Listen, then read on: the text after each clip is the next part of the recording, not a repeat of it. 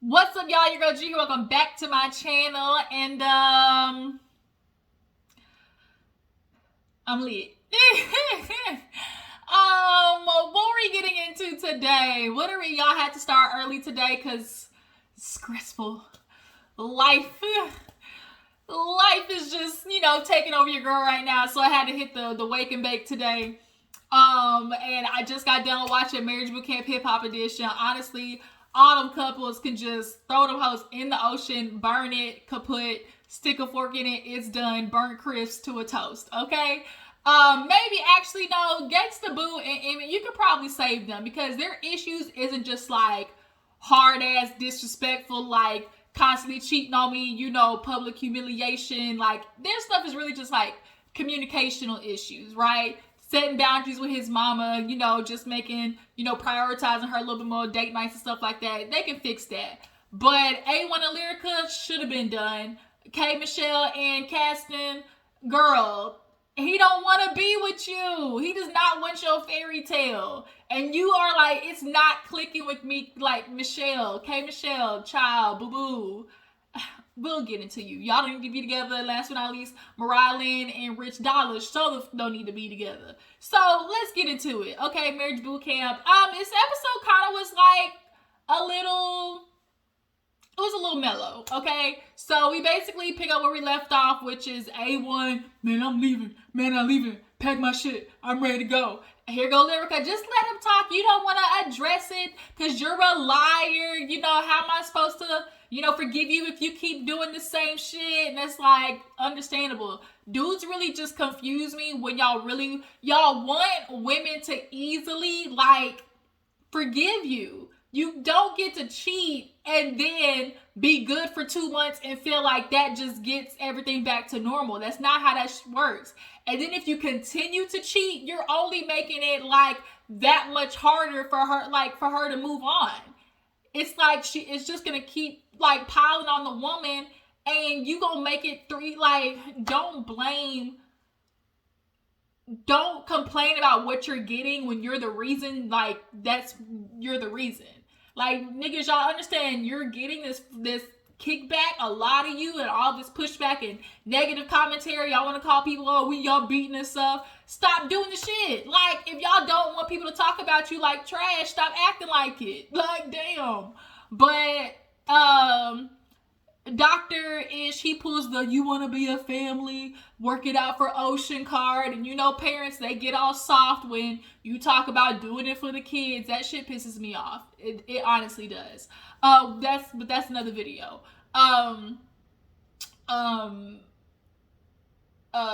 Actually, fuck that. No, let's talk about that because parents, stop. I get it. Wanting to stay together for the kids to be in a 2-parent household, it is understandable. But y'all need to understand, it is not enough for you to be together. The point isn't just for kids to see you together. That's not the point.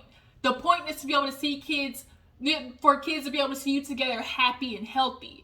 You are supposed to be an example of a happy and healthy relationship. And if you are not giving your child that, cut it the fuck out. Don't say we're staying together for the kids. You're lying. You're staying together for yourself, and you're using the kids as a scapegoat.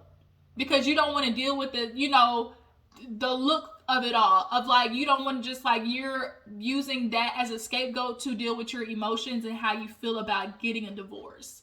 So it's like using kids out as that excuse like makes people sometimes staying in way longer. And it's detrimental for the kids because now we're sitting there in that toxic ass dysfunctional environment. And we get scarred because of that. Like, that's where our traumas and issues come from. And I'm a child of divorce. Like, I know. Like, if I told y'all the shit that happened in my parents' divorce, like, the shit's literally a Lifetime movie. Like, it's fucking crazy. White woman and all. Like, it's y'all literally think of the movie Obsessed, and if Obsessed is level 10, the shit that happened in my parents' divorce was like 7, 8. Like, and I had to witness that. Like, I witnessed my parents declining in a relationship, and that shit affected me. Like, niggas, y'all be doing shit to the women, and that shit affects the kids. Like, she's mothering mentally, emotionally fucked up because of you. And then y'all stay in that for the kids, how you want to put it, you know, stop doing that shit, okay? I'm sorry I went off on a rant, but I had to get that off my chest because, like, that bothers me. And A1 and Lyrica, picture the environment that they're going to be showing, like, their son, like, with that they're going to be with their son. But nonetheless, Dr. Ish convinces them to say, next morning, everybody gets up.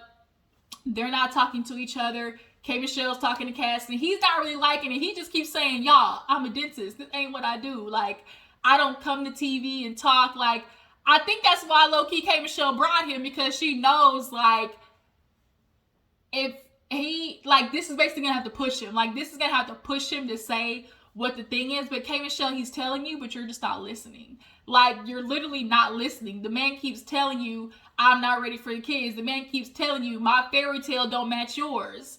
And, like, you keep saying, like, you literally the reason you're in this mess. K. Michelle just said, God dang, she probably said 3 times, like, she said, I know what my fairy tale is, you know, and my fairy tale is what it is. And, like, I don't need to care about his, because I've always planned my fairy tale, and that's what it's gonna be. Well, you kind of gotta care what his fairy tale is, because it's gotta match up with yours, K. Michelle. So, yeah, you kind of gotta care. But nonetheless, they all go downstairs and they see that they're doing the rapping challenge. And of course, you know, for them, that is what they do. Everybody does music or is in music some type of way. And they're basically supposed to rap about, like, what their issues are, what they came to camp to, you know, fix. So we have Gangsta Boo and Emmett. She basically raps about boundaries with the family. He has issues, like, always talking to his mom or his kids getting involved. I wonder how old his kids are.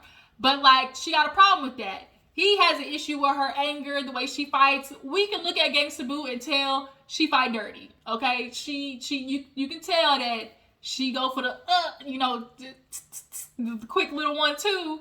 She'll stab you in the back a couple of times. You're like, oh, shit, that hoe hurt. Like, she definitely is that type. So I'm sure he gets, and he says, I feel insecure and emasculated sometimes. And I definitely think she has the propensity to do that. You can see it. So, who was next? Then we have Mariah Lynn and Rich Dollars. Basically, her issue is like, treat me wrong in public. You know, you don't respect me. Let me know if you're in or out, because, like, I can't, you know, make the decision to ride for you if I know you're not riding for me. And Rich basically was like, we've been on this, you know, 10-year-long ride, you know, but I still don't trust you. And it's like, Rich, you can't trust Mariah Lynn, because she's going to go out there and she's going to do what you do to her. And the older I get and the more I'm seeing what's going on in the world, I'm starting to become more of an advocate of women. Do what they do to you to them. Because that just seems to not, like, men these days are banking on the fact that you don't do to them what they do to us, and, like, this idea of women just constantly putting up with this bad behavior from men. And the only thing that seems to just kind of just hit them where it hurts in the gut is doing the same shit to them, because they know that shit is bad behavior. But it's okay when they do it, but let a woman do it. It's just, we got Will and Jada. We see it. They are on Jada's ass. They are so annoyed that she went out and was able to get her some dick, big one at that. We know August, he over there slinging this, okay? August over there slinging. And got into an entanglement. But the thing is, her husband knew about it, they talked about it, and they ready to move on, okay? And men they don't like women doing to them what they do to us. And Mariah, I'm okay with you. If he not claiming you, like, do it. But, you know, he feels like, oh, I can't trust you, but what you doing to push her to do that? I was just getting mad with men. Oh, she like this, but what did you do for her to get like that? Is the question. So K. Michelle and is it Caston or Caston? One of them. She basically raps about, like, oh, this is my fairy tale, you know, what's it gonna be, like, you know, I got this life, you gonna be a part of it, something like that. He basically raps about, like, you keep coming at me, like, if you're gonna come at me, make sure it's about facts, like, I can't control, like, keep taking your anger. And K. Michelle, she said it, she does not trust men because of her experience. Like, and it's understandable. She's been physically, emotionally, mentally abused by men, and multiple men at that. So I can understand why he gets what he gets, but that does not make it fair. Like, K. Michelle, you're gonna have to work on that if you do want to be with him. And then last but not least, A1 and Lyrica. Of course, Lyrica, she talk about, nigga, I'm a bad bitch. Like Mariah, they love it.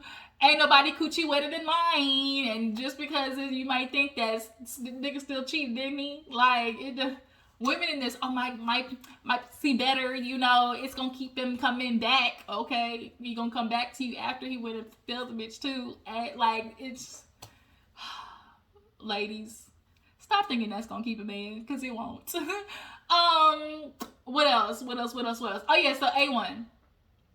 Lyrica was basically talking about, you know, I'm that bitch, okay? And you need to recognize what you got. I keep putting up with your bull. You out here cheating and sneaking and creeping, just like Rich Dollars, sneaking and creeping, sneaking and geeking, okay?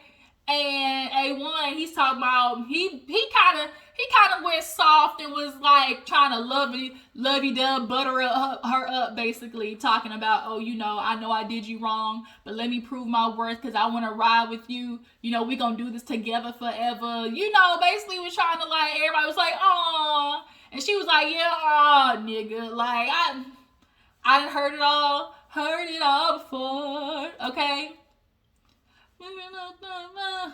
Baby this, baby that, but your lies ain't working now. Look who's hurting now. Hey, that just reminded me of New Year's 2020. No, 2019. New Year's 2019, bitch, we was bumping, okay? They played that song. My auntie was out there doing the shuffle, okay? But your lies ain't hurting now. Hey, look who's hurting now. Hey, alright, I'm done. Yeah, so A1, he basically buttered her up, but Lyrica's just kind of like, okay, heard it all before. So Dr. Ish and Judge Toller, they looking. Everybody went to their rooms, dispersed. After eating lunch, they all talked about, you know, we're coming here for that, working here for that. They were kind of eating lunch or whatever. And Mariah Lynn, the wigs, bitch. The wigs. The wigs. That's all I keep thinking is the wigs, Mariah Lynn, just the wigs. That's all I can say. Them hoes is tragic. But everybody goes to their room, and typically on Marriage Bootcamp, we do see, you know, maybe the guys, you know, talk about their stuff, and the girls go over here and talk about their stuff. But it just seems like everybody just wants to do the task, and then that's it. Like, you're not really debunking or talking about the issues at hand to possibly hear from a different point of view or to get advice, or just sometimes talking out with somebody else who has the same experience or like been through what you've been through, you know, can offer some help. And like the judges said, they worried about, you know, their public eye, you know, what they look like in the public. And also they just genuinely, people can say they want to do the work, but are they prepared to do the work, you know, is the thing. And they basically said, not today, we got time today, let's get to the next exercise. So everybody comes down basically after napping all motherfucking day, and it's, you know, a nice little setup dinner. Everybody's all dressed to the nines and everything. And Judge Toller was like, well, everything you wrapped today earlier, you know, we're gonna, you know, figure out basically where does the blame lie. You know, who's gonna take, you know, one for the team, basically for the relationship. Because in every relationship, somebody obviously in a situation is more to blame and can at least initiate, you know, the healing by saying, you know what, I did that, I take that. And then hopefully if you got a partner who, you know, is accountable too, they'll say, you know what, I can also apologize for this in response to that, you know? So Judge Toller calls up Emmett and K. Michelle, I think, first. And he opens up the cloak, and it's like fairy tale disaster or something like that. And she like, that's him. And he was just like, you know, I don't feel like I can live up to your expectations. And she was like, well, you're not even trying. And it's like, he's like, I do, but like, what? It just seems like you don't accept me. And Dr. Ish was like, girl, like, he's not supposed to come to you like, what if he can't come to you like Romeo? What if he comes to you as Caston? Like, can that be enough? And I think K. Michelle, she does subconsciously like that Caston is like, you know, these money dudes, rich, because they tend to have more bad behavior. But unfortunately, she still wants the BDE energy from him of just like being a leader in the relationship, but she can't see him that way because she makes more money, because she's, you know, a little more successful or whatever. So like, she likes that he's in that place. It makes her feel comfortable. And even as much she can try to live up to being a man, you know, K. Michelle, this might be one of those situations where it's like, are you letting him? You know? And also, listen to what he's saying. He's literally telling you all the things he sees in his fairy tale, and it don't match with yours, and you're fighting him over it. And it's like, K. Michelle, stop fighting. Like, it don't go together. You're low-key the one messing with your fairy tale, but they both took a bite of the damn pepper. Gangsta Boo and Emmett, theirs was boundaries. First of all, pause. Gangsta Boo, your makeup, don't do that again. I don't know who's doing your makeup. You're doing your makeup. I don't know if y'all saw it, but it was just literally like a big ass line. Like, literally you could see it just like from the forehead, the color change at the table. It was tragic.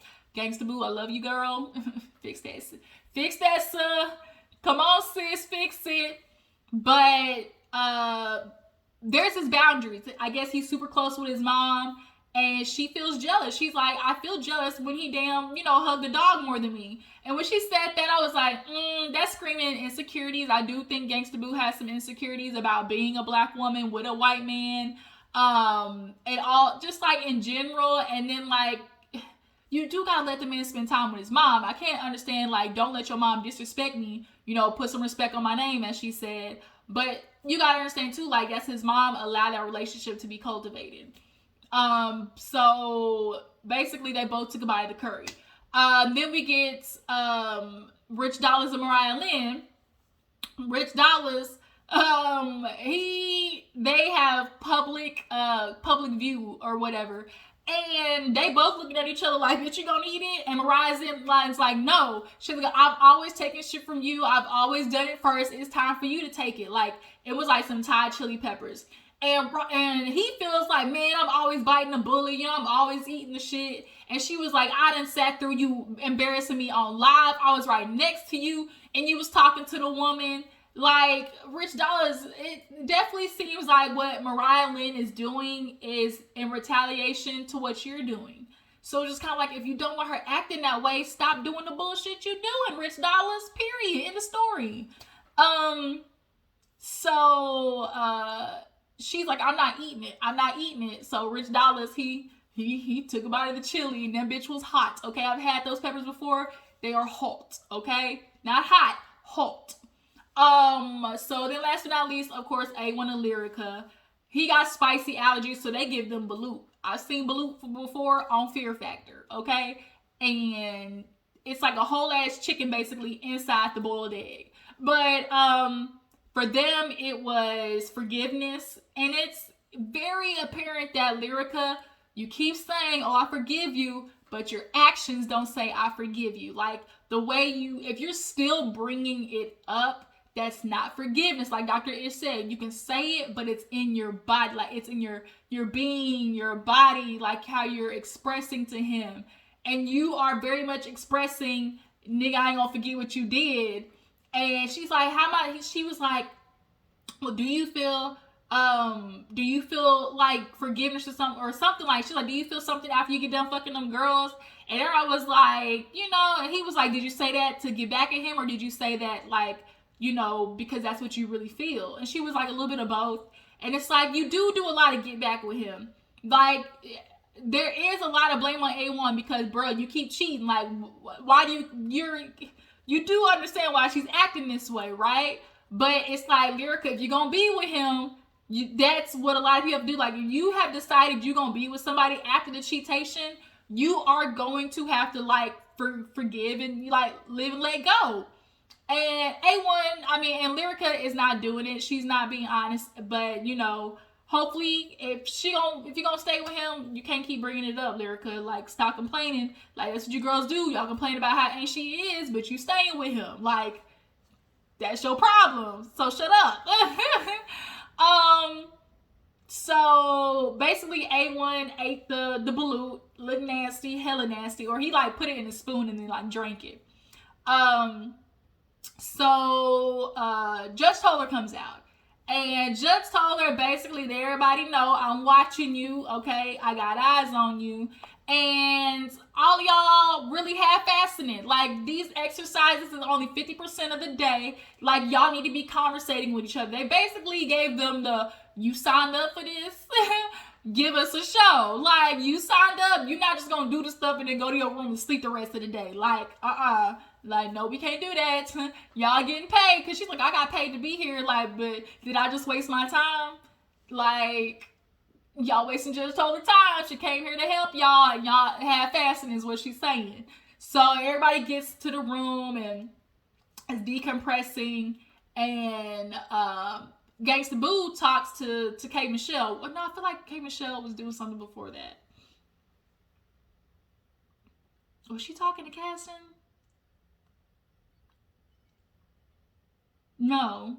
Well, Gangsta Boo comes in, and they kind of previously had like a falling out, but they were really close.